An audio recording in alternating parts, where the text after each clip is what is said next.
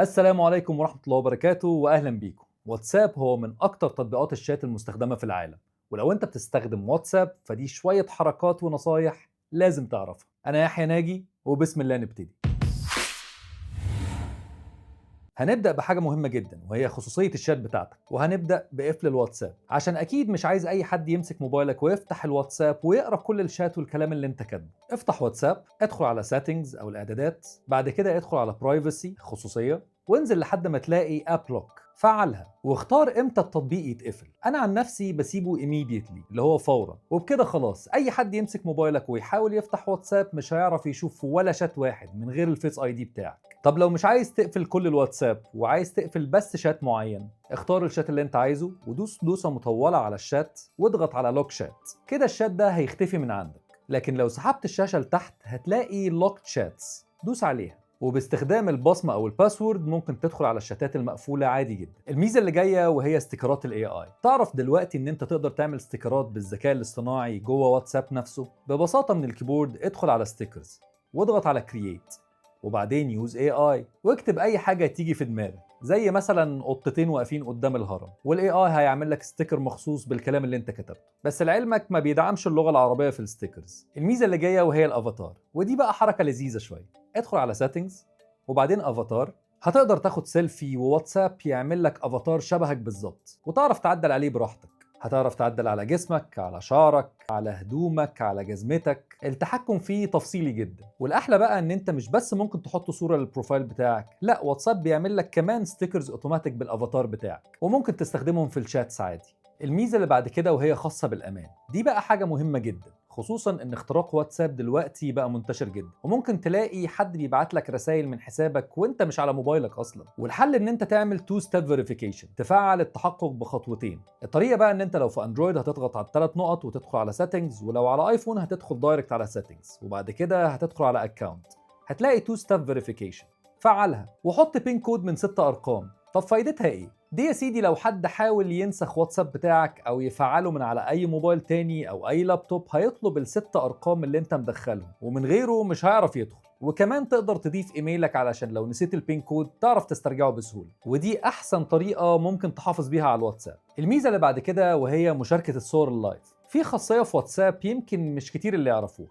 وهي انك دلوقتي ممكن تقدر تبعت لايف فوتوز. ولو انت اندرويد ما تقلقش، لان نفس الفكره موجوده باسم موشن فوتوز. ولو ما كنتش تعرف ان اندرويد اصلا فيه لايف فوتوز، اهو كده انت عرفت. وعشان تفعلها هتفتح الكاميرا، هتضغط على الايقونه اللي فوق، هتلاقي مكتوب عليها موشن فوتوز. دلوقتي بقى لما تصور لايف فوتوز على ايفون او موشن فوتوز على اندرويد وتحب تبعتها، ابعتها على واتساب عادي جدا زي اي صوره، وهتوصل اللايف فوتو بالشكل اللي انت صورته. الميزه اللي بعد كده ان انت ممكن تعمل صوت اشعار مخصوص لشخص معين جوه جروب في الواتساب، عشان اكيد الجروبس بيبقى فيها كلام كتير ومش كل الرسائل زي بعضها. ولو انت في جروب ومهتم بس بكلام شخص معين، ممكن تخصص له نغمه اشعار مخصوصه. والطريقه ببساطه ان انت هتفتح الجروب، هتدخل على اسم الشخص جوه الجروب، هتختار نوتيفيكيشنز، ومن هنا تقدر تغير نغمه الرسائل ونغمه المكالمه لو انت في دوله بتدعم مكالمات الواتساب.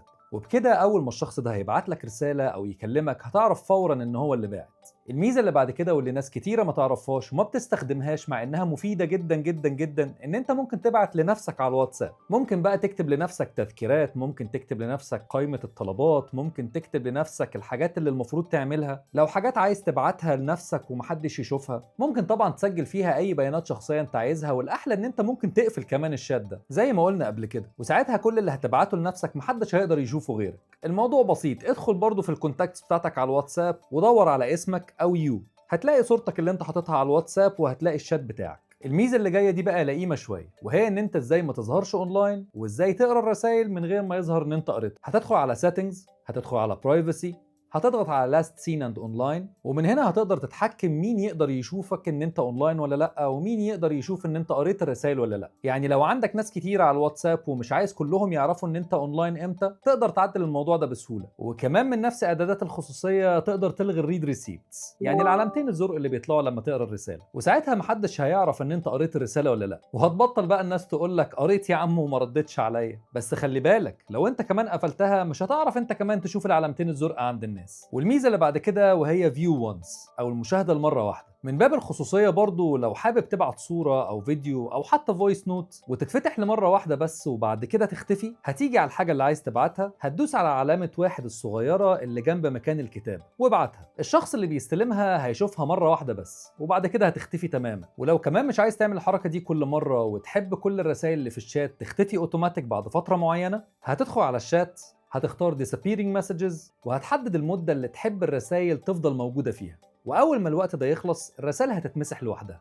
الميزة اللي بعد كده ودي بقى خاصية ناس كتيرة جدا ما تعرفش انها موجودة اصلا ومن غير فلوس كمان، وهي قنوات واتساب. تحت خالص في الواتساب بدل ما تدخل على شاتس ادخل على ابديتس، ودي مش تحديثات التطبيق، لا دي فيها واتساب شانلز. دوس على اكسبلور، هتقدر ترتب القنوات حسب الاكثر نشاطا والاكثر شعبية او القنوات الجديدة، وهتلاقي قنوات مشاهير وفرق كورة واخبار واعلام، مسلسلات وافلام وحاجات متخصصة في كل حاجة تقريبا، وفي آلاف القنوات على حسب اهتمامك. والاحلى بقى ان انت ممكن تعمل قناتك الخاصه وتبعت لينكها لاي حد، بس خلي بالك القنوات دي عامه، يعني اي حد في العالم يقدر يشوفها ويشترك فيها. الميزه اللي بعد كده وهي الرد البرايفت من جوه الجروب. لو انت جوه جروب وحد بعت حاجه وانت عايز ترد عليه بس مش عايز بقيه الجروب يشوف اللي انت كتبته، تقدر بكل بساطه تدوس دوسه مطوله على الرساله وتختار ريبلاي برايفتلي وتكتب له اللي انت عايزه. كده انت رديت على الشخص على الخاص ومن غير ما اي حد من الجروب يعرف انت بعت له ايه. والميزه الحلوه اللي بعد كده هي قديمه بس لازم نتكلم عليها، وهي تمييز الرسائل المهمة. ان انت تحط عليها نجمة مفيدة جدا في تفاصيل السفر، في المواعيد، في العناوين، واي رسالة حاسس ان انت هتحتاجها بعد كده. اعتبرها زي بوك ماركس في جوجل كروم بس على واتساب. ولما تحب ترجع تشوفهم هتدوس على الثلاث نقط لو انت في اندرويد، وبعدين هتدوس على ستورد مسجز، ولو انت في اي او اس هتدوس على ستورد مسجز على طول، وهتلاقي كل الرسائل المهمة محفوظة هناك. الميزة اللي بعد كده وهي البث الجماعي او البرودكاست. خلينا نفترض ان انت عندك عيد ميلاد قريب او عايز تعزم صحابك على مناسبة معينة، بدل ما تعمل بقى جروب جديد والجروب ده بعد المناسبة ما يبقاش ليه اي لازمة وتفضل تمسحه بعد كده، دلوقتي هتقدر تعمل برودكاست. اول حاجة هتدخل على سيتنجز وهتختار نيو برودكاست وهتحدد الاشخاص اللي انت عايز تبعت له واكتب الرسالة اللي انت عايزها. كل واحد فيهم هيوصل له نفس الكلام كأنه رسالة خاصة من غير ما تعمل جروب ومن غير دوشة. والميزة اللي بعد كده وهي تنسيق الكتابة في الواتساب او التكست فورماتنج. وانت بتكتب رسالة على واتساب لو عايز كلامك يوصل بشكل معين وبطريقة اوضح، واتساب بتوفر لك تنسيقات بسيطة ممكن توصل لك الفكرة دي. يعني مثلا لو عايز تكتب بخط عريض او بولد ممكن تحط نجمة قبل الجملة وبعدها هيتعمل الكلام بولد، ولو عايز تعمل الجملة بخط مايل ايتاليك هتحط اندرسكور قبل الجملة واندرسكور بعد الجملة، هتتحول الجملة كلها لخط مايل. ولو عايز تشطب على حاجة معينة هتحط قبليها علامة الموجة دي اللي انا مش عارف اسمها بالانجليزي ايه، وفي اخر الجملة برضو هتحط علامة الموجة، هتشطب على الكلام ده.